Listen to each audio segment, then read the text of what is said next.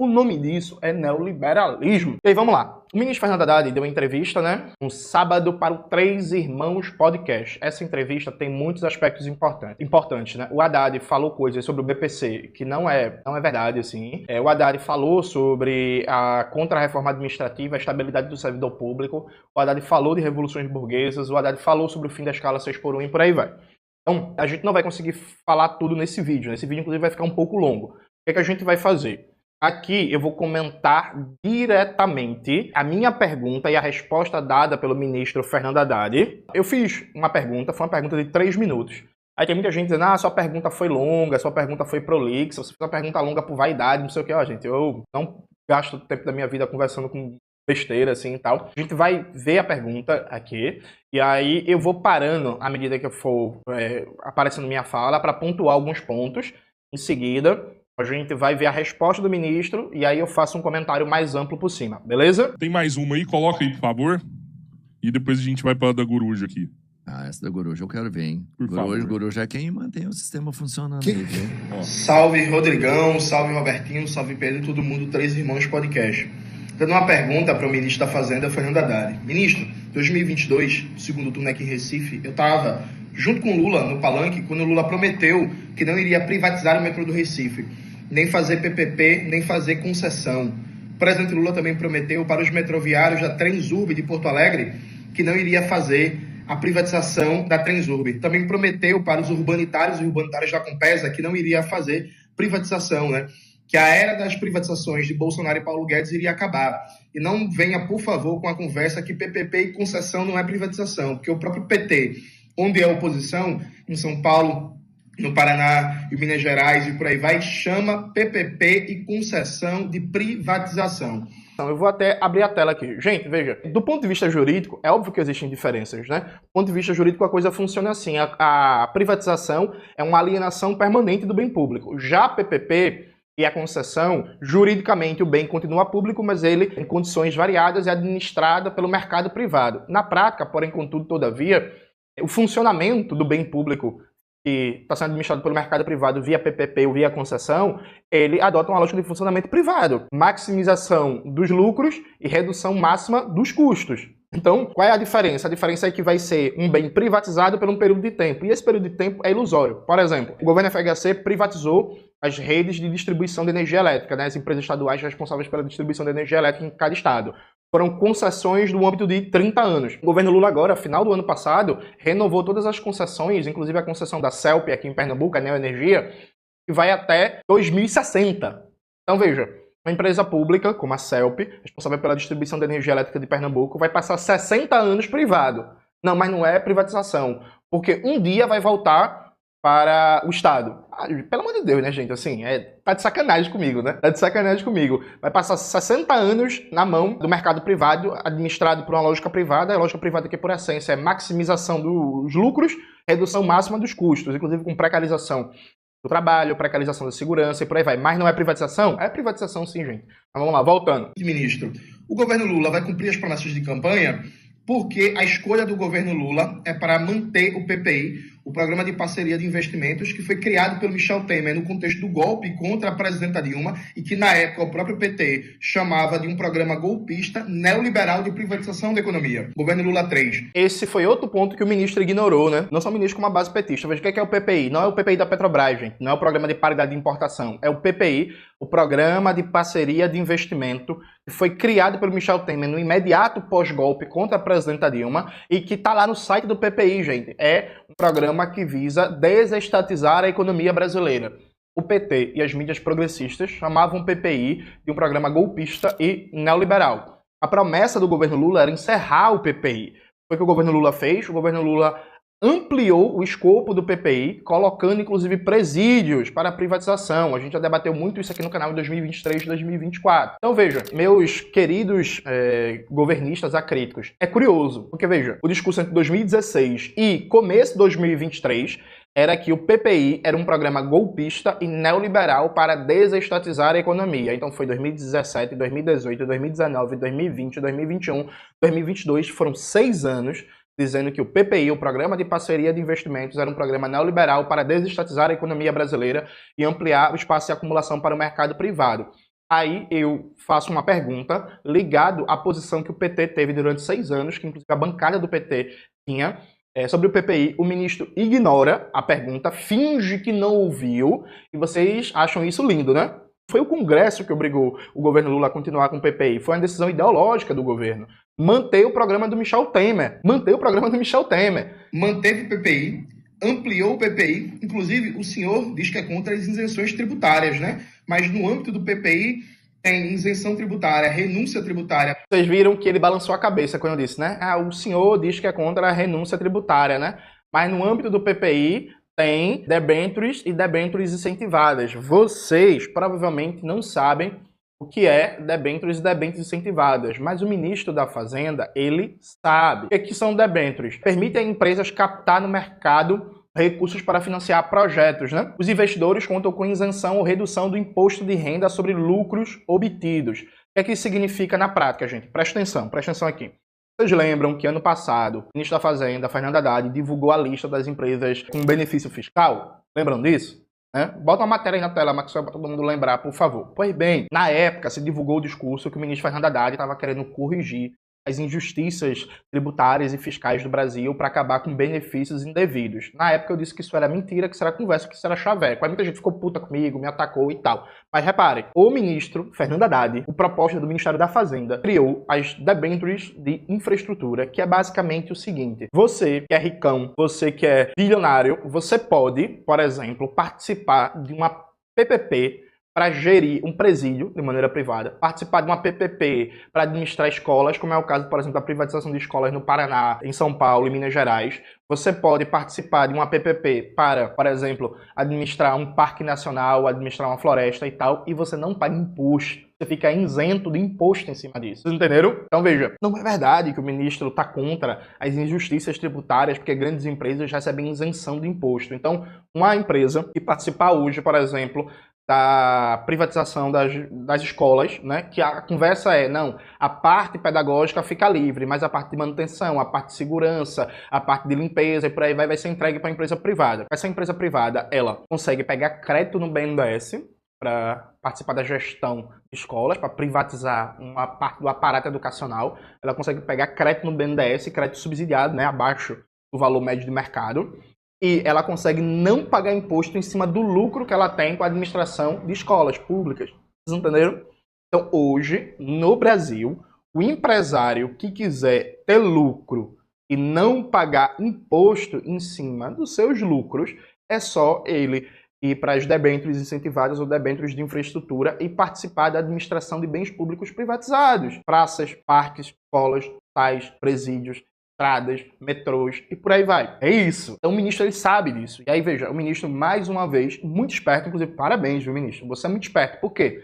Como você tem uma mídia governista que não estimula nenhum pensamento crítico, é só para passar pano para o governo, para segurar o dinheiro da SECOM, e a mídia burguesa liberal não vê problema com debêntures incentivadas, ela acha ótimo, inclusive, isso não é debatido de maneira problemática. Você provavelmente não sabia, está descobrindo agora que o governo Lula 3 criou um mecanismo para isentar de tributos aquele bilionário que participa da privatização de bens públicos e tem lucro com a gestão de uma rodovia, de uma estrada, de uma escola, de um hospital, de um presídio e por aí vai. Então, como a maioria das pessoas não sabe o que é isso, e como o nome é muito difícil, debenture, né? Que porra é debenture, tá ligado? Debêntures incentivadas. O nome é pouco intuitivo, né? Debêntures de infraestrutura. Veja, se fosse qualquer outro governo, a gente chamaria isso de neoliberalismo, viu? Se fosse um governo Ciro Gomes, governo Tarcísio de Freitas, fosse um governo Bolsonaro 2, fosse um governo Simone Tebet, fosse um governo Ronaldo Caiado, qualquer outro governo, a gente chamaria isso de neoliberalismo. Mas, enfim, é isso. Vamos continuar. Para as debêntures incentivadas e as debêntures de infraestrutura que o senhor criou. Então, a dúvida é o seguinte: é esse o projeto de país do governo Lula 3? Cria um novo teto de gastos, o arcabouço fiscal, que limita o investimento público, força o investimento privado a partir de PPPs e concessão com dinheiro do BNDES. Aqui em Pernambuco, a ideia é, depois que privatizar o metrô do Recife, colocar 3 bilhões de reais, dinheiro do BNDES.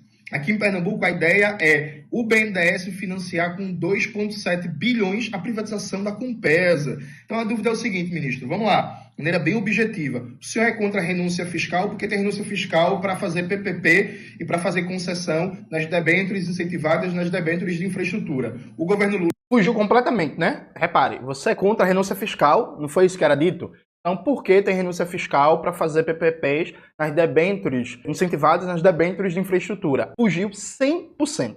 100%. Lula vai cumprir ou não a promessa de campanha de não privatizar o metrô do Recife, a Transurb em Porto Alegre e a Compesa aqui de Pernambuco. E terceira coisa, porque o PT chama de privatização, PPP e concessão, onde é oposição nos governos estaduais, mas no âmbito do governo federal isso não é privatização. A ideia de alavancar o investimento público, a infraestrutura e entregar serviços coletivos a partir de parcerias público-privadas, tendo centralidade do mercado, é ou não parte essencial do projeto neoliberal? Vai ser deputado, hein?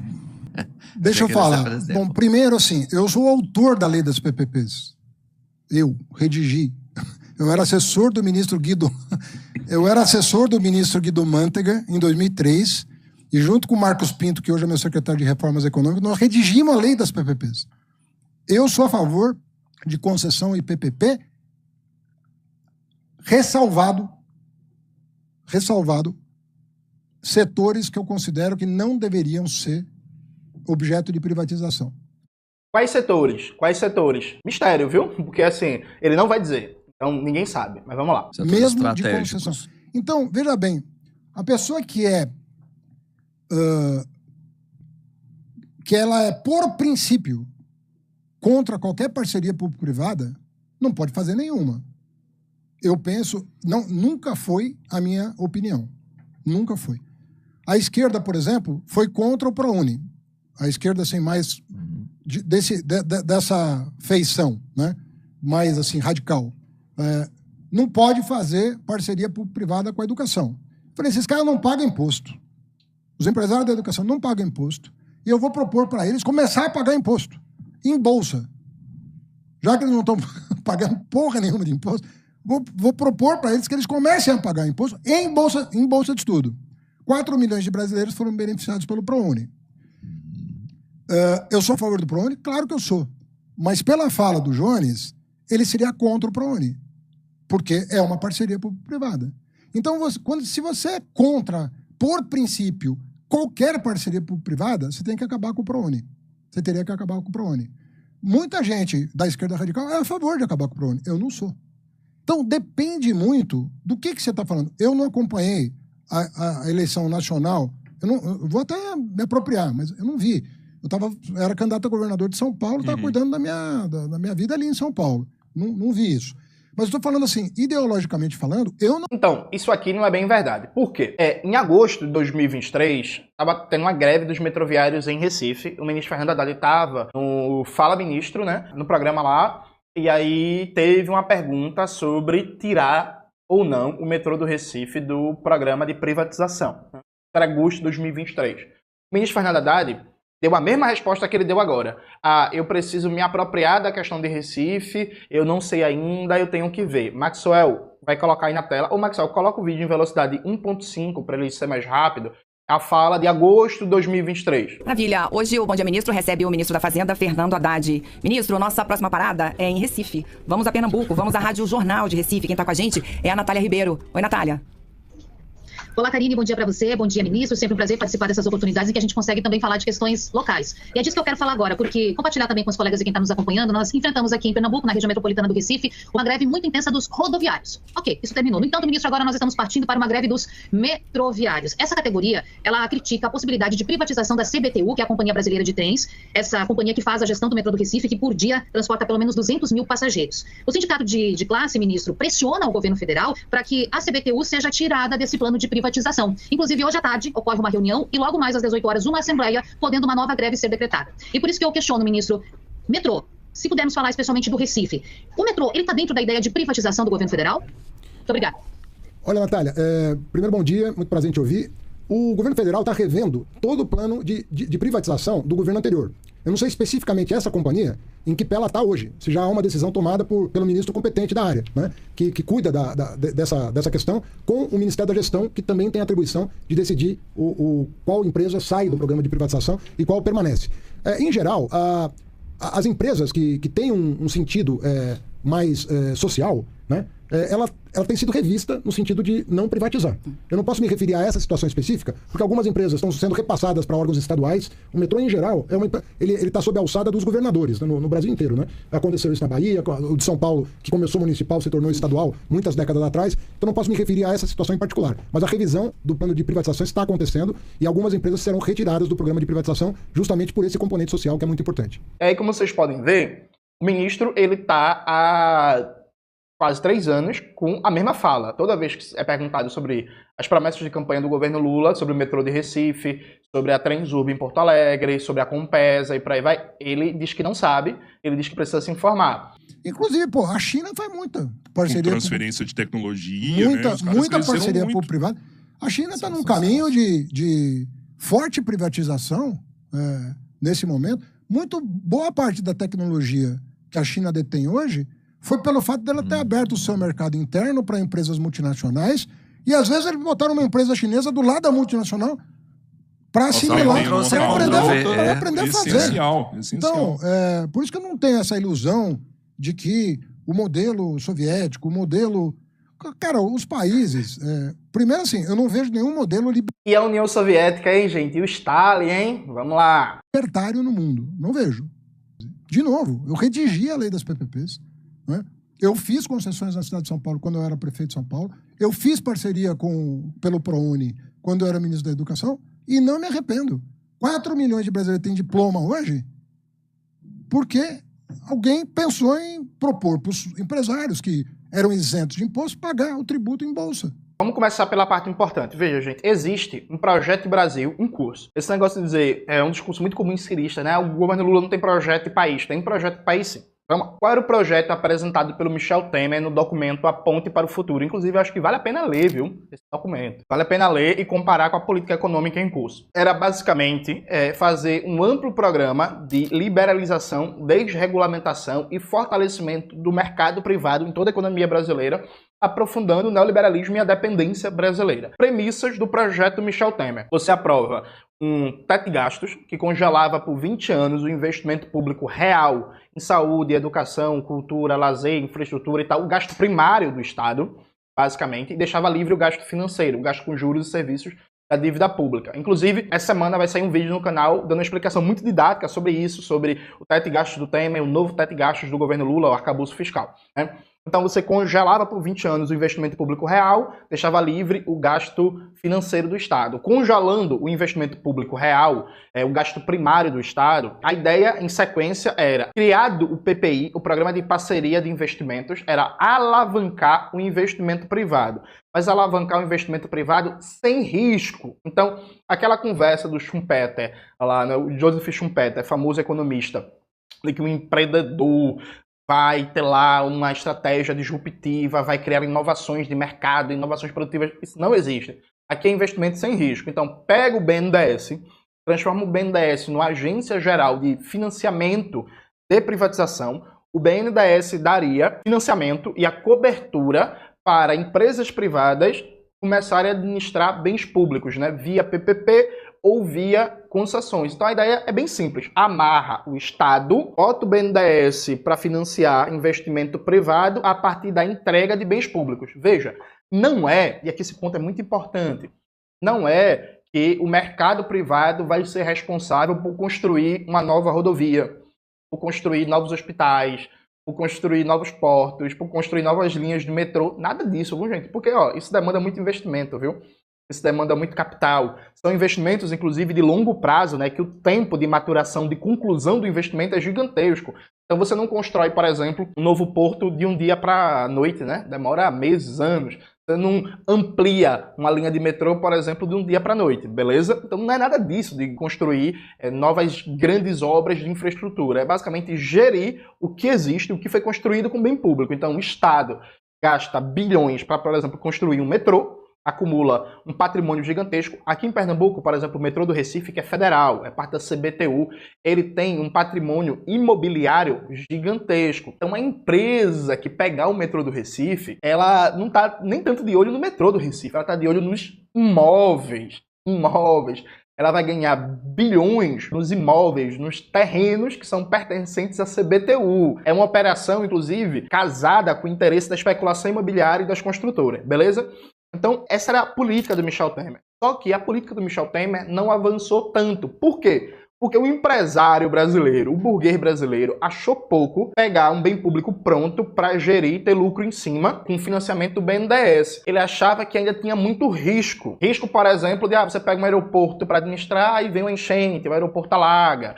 Você pega uma estrada para administrar, aí tem um mega acidente, engarrafamento que causa muitos prejuízos, tem que consertar e tal, não sei o que, muito problema. Ou então prefeituras e governos do estado que não tinham capacidade orçamentária para firmar os contratos lucrativos para as empresas. Aí o que foi que o governo Lula faz? O governo Lula aprova um novo teto de gastos que mantém no essencial a lógica do teto de gastos do Michel Temer, que é amarra o gasto primário do Estado, que é o gasto com saúde, educação, infraestrutura, ciência e tecnologia, meio ambiente, geração de emprego e tal, deixa livre o gasto financeiro do Estado, o gasto com juros e serviços da dívida pública. Em sequência, o governo Lula amplia o PPI, o Programa de Parceria de Investimentos, mantém o BNDES como uma agência geral de privatização, ajudando a financiar privatizações, faz uma modificação na lei das debêntures incentivadas, criando também as debêntures de infraestrutura, criando as seguintes modificações. Ele dá incentivo para esse tipo de empreendimento,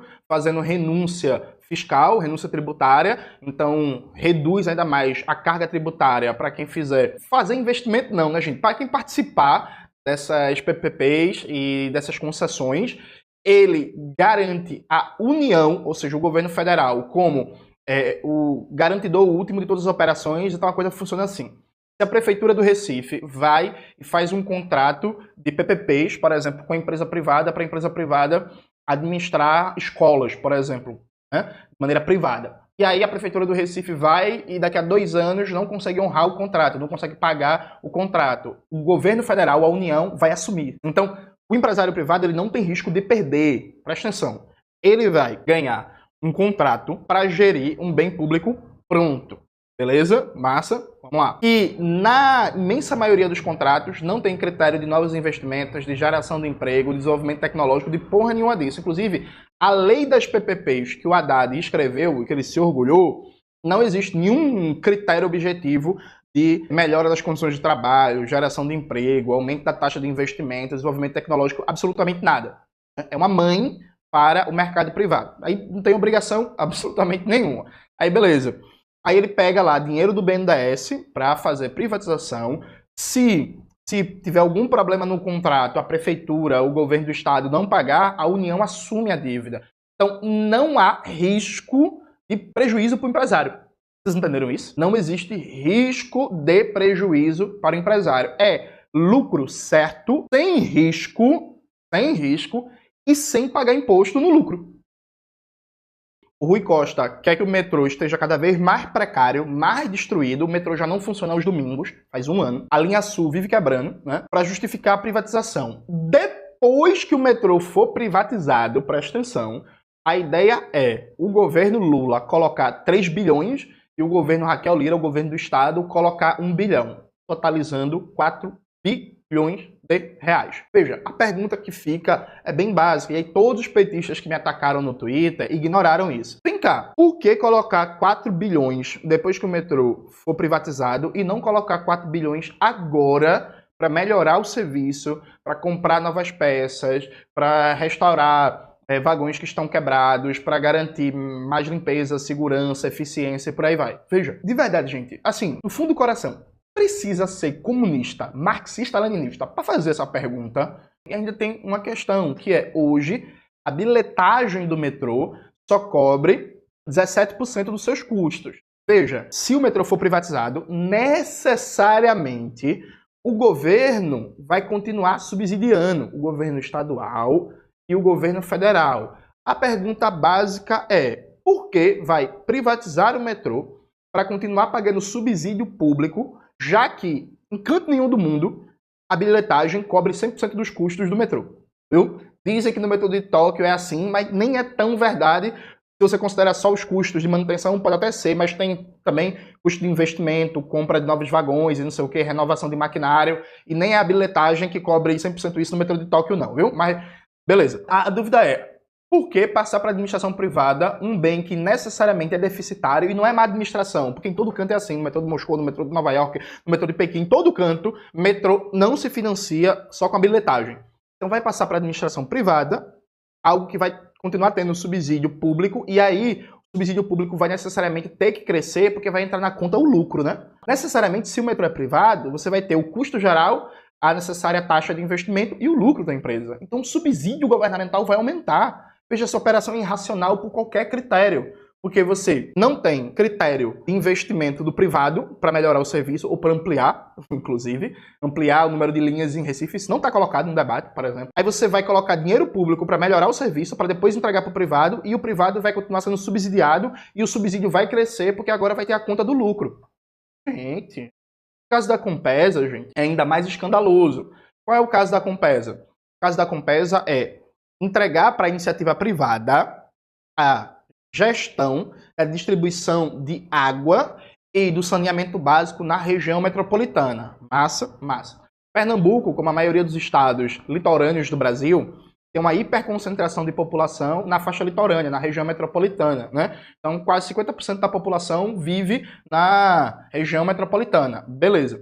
Aí qual é a ideia? É o BNDES financiar com 2,7 bilhões a privatização, presta atenção aqui, e continuar na competência do Estado de Pernambuco as obras estruturantes para distribuição de água pelo Estado, porque isso vai ficar de fora da competência privada. Então presta atenção, você vai pegar a parte mais lucrativa da distribuição de água e do saneamento básico, que é a região metropolitana, e vai colocar para lucro privado. Aí o Estado fica com a obrigação de continuar dando respostas à parte mais custosa. Qual é a parte mais custosa? Obras de infraestrutura como a construção de adutoras e barragem. Então o Estado perde a principal fonte de receita do serviço, que é o fornecimento de água e saneamento básico na região metropolitana, mas ele fica com maior custo, que é a construção de obras de infraestrutura como barragens e adutoras, que custam bilhões e levam anos para ficar pronta, né? Porque é isso, você não faz uma barragem em 3 meses, né, gente? Assim, tá ligado? Então veja, faz sentido, gente. De verdade, assim, às vezes eu fico um pouco desesperado quando eu vejo o nível de neoliberalismo de gente de esquerda. É isso mesmo, o BNDES vai financiar a privatização da Compesa, em que você vai pegar o filé mignon, a distribuição de água e esgoto, na região metropolitana, para entregar para a empresa privada, né? A empresa privada, inclusive, que não vai ter risco, não vai ter custo. É o BNDES que vai financiar a privatização. Essa empresa privada, ela não tem obrigação nenhuma com os investimentos mais custosos, como as obras estruturantes, como barragens e adutoras, que ficam com o governo do Estado. Então, o governo do Estado fica com custo e perde a receita. Então, gente, foi o que o ministro fez. Ele pega uma PPP que é mais popular, que tem mais apelo popular, joga na roda, ignorando o que a gente está falando, inclusive, do ProUni, que é uma PPP que é muito diferente dos exemplos que eu citei. Por quê? Metrô é monopólio natural, gente. Metrô é monopólio natural. A gente está falando de uma PPP que significa alienar um bem público sem que o privado tenha nenhuma obrigação de investimento, nenhuma obrigação de manutenção do emprego, nenhuma obrigação de desenvolvimento tecnológico, porra nenhuma. Ele pega um bem público, começa a administrar para ter lucro, mantendo subsídio público. Tá ligado? Eu tenho uma opinião sobre o ProUni que não é positiva, mas eu preciso expor ela com o tempo. Mas veja, o ministro ele foge da questão central, e a questão central é que o governo Lula está dando uma mamata para os grandes empresários. O nome disso é neoliberalismo. O nome disso é neoliberalismo, e que não vai provocar, diga-se de passagem, nenhuma modernização da infraestrutura brasileira. Nenhuma. Absolutamente nenhuma. O que vai fazer é uma infraestrutura obsoleta vis-à-vis as economias centrais do sistema capitalista, que essa infraestrutura obsoleta vire objeto de lucro do mercado privado. Ponto. Ponto. Tá ligado? E aí, é isso. No Brasil, se criou uma coisa que vira crime, vira você... Jones está fortalecendo a direita. Por quê? Porque eu estou questionando privatizar bens públicos, com dinheiro público, para o lucro do mercado privado, que não vai trazer benefício nenhum para a classe trabalhadora dessas empresas e para a sociedade de maneira geral. Vocês entenderam isso? E aí, repetindo, talvez você tenha descoberto nesse vídeo que são debêntures incentivadas e debêntures de infraestrutura, tenha descoberto agora que o empresário não paga imposto para participar de privatização de bens públicos. talvez você tenha descoberto agora o que é o PPI, o Programa de Parceria de Investimento, criado pelo Michel Temer para desestatizar a economia, que o PT chamava de golpe, né, de programa golpista neoliberal, e agora deixou de ser programa neoliberal. Talvez você tenha descoberto agora, absolutamente agora, que é normal no governo Lula o BNDES financiar privatizações que são lesivas ao interesse público. Meu irmão em Cristo. Só para concluir, de verdade, como é que tu consegue justificar que a privatização da Compesa, para ela acontecer, o BNDES vai financiar com 2,7 bilhões de reais? A parte mais lucrativa do serviço vai para o mercado privado e a parte mais custosa do serviço, que são os investimentos em infraestrutura para a construção de barragens, adutoras, fica no governo do Estado. De verdade, assim, você aí que é economista e está vendo isso, a conta fecha, gente? A conta fecha? Sabe, tipo, é difícil, né? Pois é. É o neoliberalismo vermelho.